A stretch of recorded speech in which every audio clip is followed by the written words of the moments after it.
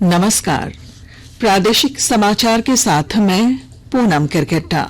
पहले मुख्य समाचार। केंद्रीय स्वास्थ्य मंत्री ने कहा, सरकार देश भर के सभी सरकारी अस्पतालों में एकीकृत चिकित्सा केंद्र खोलेगी। कैश कांड मामला, आज ईडी कार्यालय में कांग्रेस विधायक नमन विक्सल कोंगाड़ी से पूछताछ जारी।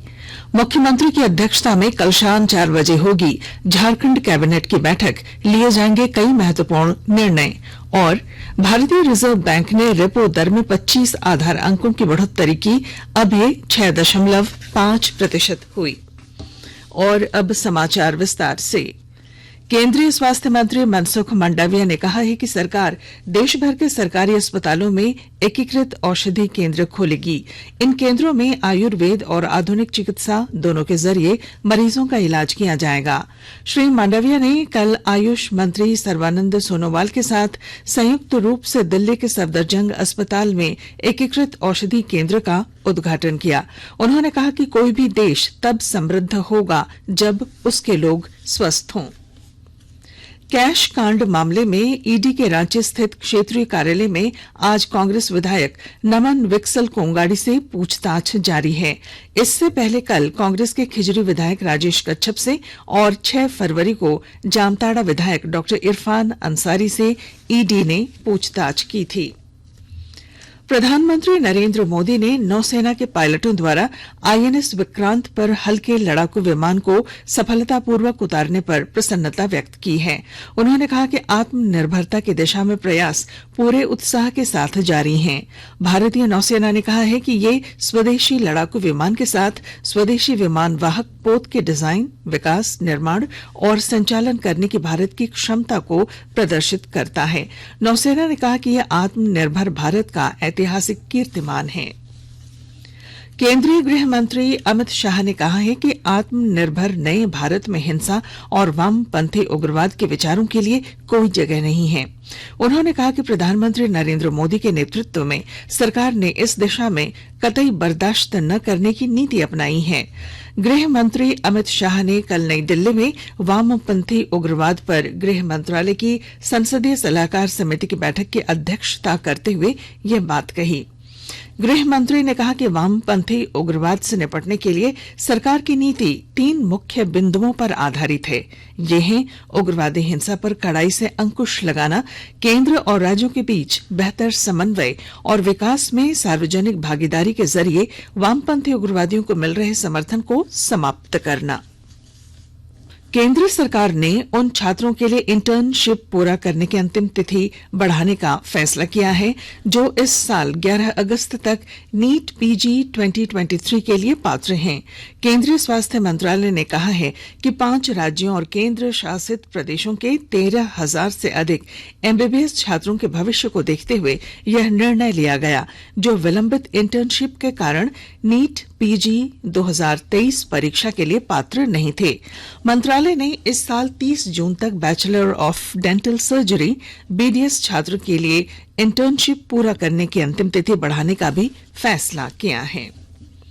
दुमका जिले में ग्रामीण क्षेत्र की महिलाएं कृषि क्षेत्र में स्टार्टअप शुरू कर रही हैं और वैकल्पिक खेती के जरिए अपनी आर्थिक स्थिति मजबूत कर रही हैं। विस्तृत ब्यौरे के साथ हमारे दुमका संवाददाता। दुमका जिले की ग्रामीण महिलाएं कृषि क्षेत्र में स्टार्टअप शुरू कर रही हैं और वैकल्पिक खेती के जरिए अपनी आर्थिक स्थिति मजबूत कर रही हैं।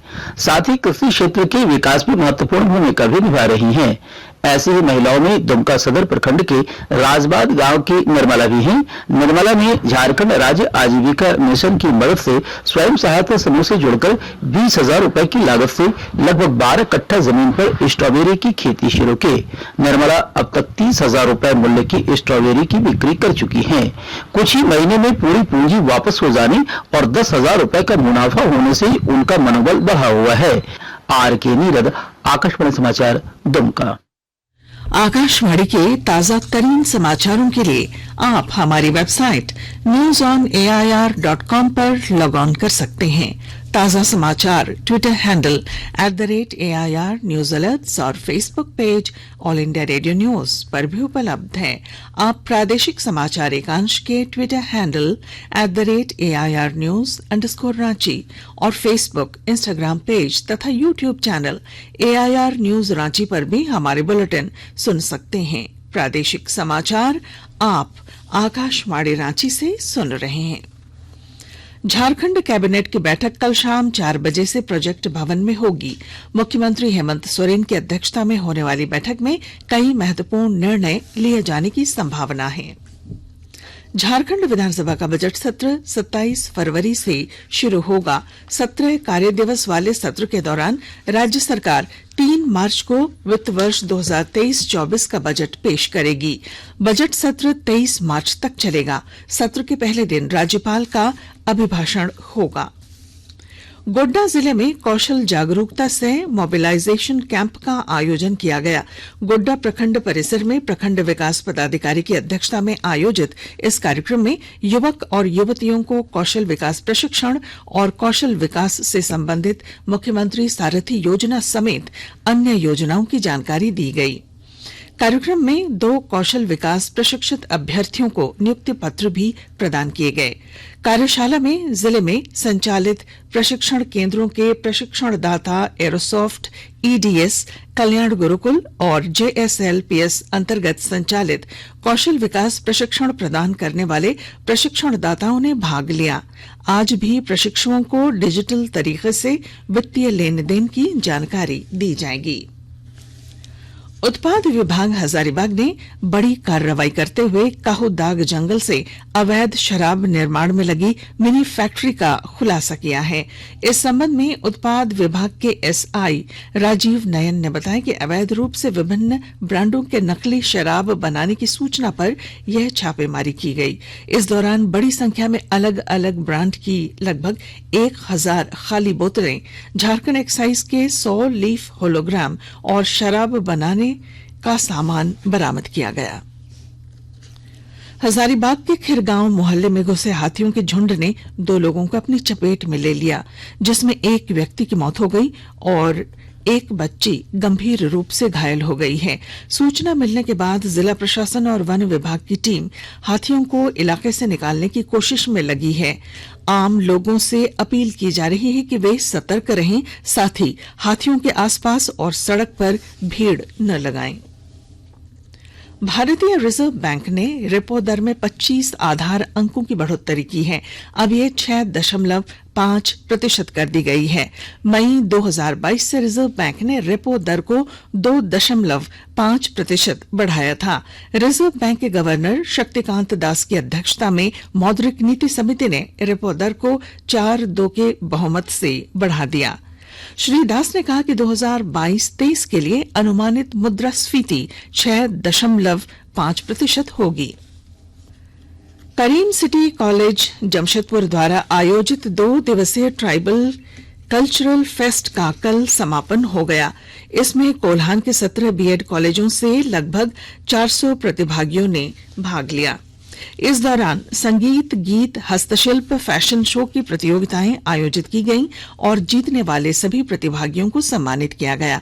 कार्यक्रम के मुख्य अतिथि कोल्हान विश्वविद्यालय के कुलपति डॉ गंगाधर पांडा ने कहा कि प्रयास है कि कोल्हान के विभिन्न बीएड कॉलेजों में जनजाति भाषा का एक विषय हो, ताकि जब वे अपनी पढ़ाई पूरी कर किसी ग्रामीण क्षेत्र में शिक्षक बने तो वहां के लोगों के साथ बातचीत करने और संपर्क में कोई असुविधा न हो। अंतर्राष्ट्रीय हॉकी परिसंघ FIH ने अगले साल होने वाले पेरिस ओलंपिक हॉकी टूर्नामेंट के लिए योग्यता मानदंड की घोषणा की है। यह महिला और पुरुष दोनों श्रेणियों के लिए घोषित की गई है। अंतर्राष्ट्रीय ओलंपिक समिति और FIH के कार्यकारी बोर्ड की स्वीकृति के बाद FIH ने इसकी घोषणा की है। ओलंपिक हॉकी प्रतियोगिता में पुरुष और महिला श्रेणी में 12-12 टीमें होंगी और इनमें 16 खिलाड़ी शामिल होंगे। और अब अंत में मुख्य समाचार। केंद्रीय स्वास्थ्य मंत्री ने कहा, सरकार देश भर में सभी सरकारी अस्पतालों में एकीकृत चिकित्सा केंद्र खोलेगी। कैश कांड मामला। आज ईडी कार्यालय में कांग्रेस विधायक नमन विक्सल कोंगाड़ी से पूछताछ जारी। मुख्यमंत्री की अध्यक्षता में कल शाम 4 बजे होगी झारखंड कैबिनेट की बैठक। लिए जाएंगे कई महत्वपूर्ण निर्णय। और भारतीय रिजर्व बैंक ने रेपो दर में 25 आधार अंकों की बढ़ोतरी की। अब ये 6.5% हुई। और इसके साथ ही आकाशवाणी रांची से प्रादेशिक समाचार का ये बुलेटिन समाप्त हुआ। नमस्कार।